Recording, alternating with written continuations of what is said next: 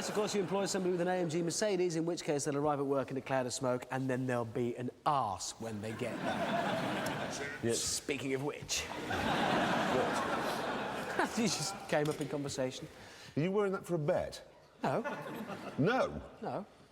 Oh. Right, should we do the news? Yes, we'll ignore that. And let's kick off with this Infiniti, new brand to the UK, and it is to Nissan what Lexus is to Toyota, a kind of posh version of it. They're coming over with some cars, some 4x4s, and this. Now, this is a V6 engine, 3.7-litre convertible. All I want to know about this car is why have they styled it to look like the Lexus SC430? You know the one? Look. I mean, that is undoubtedly the most vile and hideous car ever made. Why make it look like that? It is vile, but it's completely academic because you never see one of those in the real world. Oh, you do. Go to Cheshire, they're everywhere. Yeah. No, they're always being driven by those women that have got faces actually made from leather. But whenever I see them, those women driving those cars, I really do want to stop them and just ask. I want to beg. Why? Tell me, why did you buy that? Because it's an expensive car. It's like getting every travel brochure, choosing your summer holidays next year, 180 countries you could go to, and saying, yes, Germany. Yes. Not Mauritius, not Mauritius, Dortmund is where I want to go. It really is that bonkers a choice. It's that terrible a car. Is it, the thing is about the Infiniti, can we just see the Infiniti again?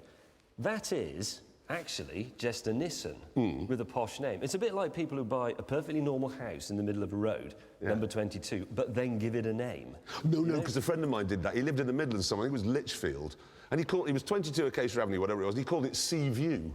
Oh, I like it. Hey, now, you know Porsche is always saying that they don't ever really restyle the 911 because they want to maintain that sense of purity and tradition. Yes. I don't think that's true. I think they don't restyle it properly is because they can't. They have no idea at Porsche how to restyle cars. Because if you think about it, the four-wheel drive, it's the Cayenne, isn't it? Yes. The Cayenne looks like a 911 that's been reversed into a shed, yes? And now they're doing a four-door car, OK, which is called the Panamera, which sounds like a hat, OK? Look at this. It's just woeful. It is. You all right? Excuse me, no, I'm going to die now. Is it this? Has this made you feel sick? I was going to say, that's exactly what it is. I looked at that and it nearly killed me. It is so awful. Can I make an observation about this car? What? That is an Austin Maxi. Do you remember the Maxi? Yes. Have we got a picture? Have we got a picture of the Austin Maxi? Just look, there you go. It is. He's right. It is. That is an Austin Maxi. Porsche Maxi. The only difference is, of course, that the Porsche Austin Maxi is going to be, well, nearly £90,000. What gets me is who's going to say of this, no, I don't want the Maserati Quattroporte, or what, you know that four-door Lamborghini we had in the studio last week? Who's going to say, yeah, no, I want this instead? That's like being offered the choice of marrying two women, one of them unkind and ugly, and the other beautiful with a heart of gold, and say, no, I want the brutal Minger. That is the brutal Minger.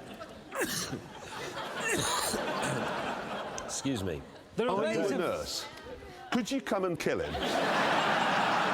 Have you got anything in your bag which is like lethal? Seriously? What can we... A syringe and water? Come on, I've got worse. All she needs is a syringe and some water to kill someone. Is she a nurse or a ninja? Right, no, anyway, so I want that to go away. I don't want to see that car ever again as long as I live. But you know, and I never will, actually, because nobody's going to buy one. What are we going to talk about now? I'm going to talk about this. I went on the internet this week. Oh, okay. I thought you'd stop doing that. No. Okay, here we go. Here's the clip that I found.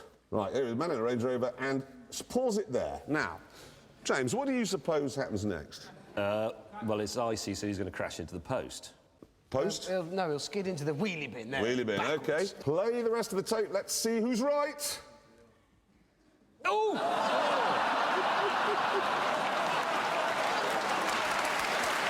It's just unreal. I bet that made him jump. It really is standing there going, how the hell did that happen? The world's gone wobbly. I've driven through it. Because if we could look at this, there is no way of telling, is there? I'd do that now, having just seen him done it. I'm still driving. I'll go and park on this one. Yeah, because it's the same thing. OK, listen. I was driving a Volvo XC60 this week, with the new one. It's got the front of it's all full of radars and sensors, because the idea is you can't actually crash it. Don't ask me how, but anyhow, I was thinking there must be a simpler solution to not crashing. And I think I've come up with it. No, for once, will you bear with me on this, OK? Just imagine if you had on the front of your car a magnet, everybody has one, with the North Pole facing out, OK? So you come along, head-on accident. You could never have a head-on crash. Actually, I think this is one of these windy-up cars, right? So I won't even cheat. Ready? See? You see? Have I just solved road safety? Apart from the big cliff. I think, do you know, actually, technically you're right about that. The See, only...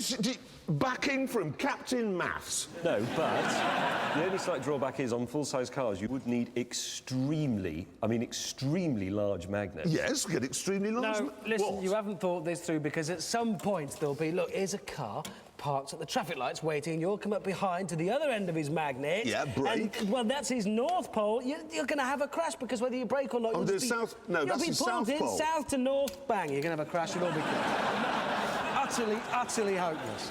We'll all be killed. These are small details, OK? Think of the fuel saving. Seriously. What? Why wouldn't I get a puncture?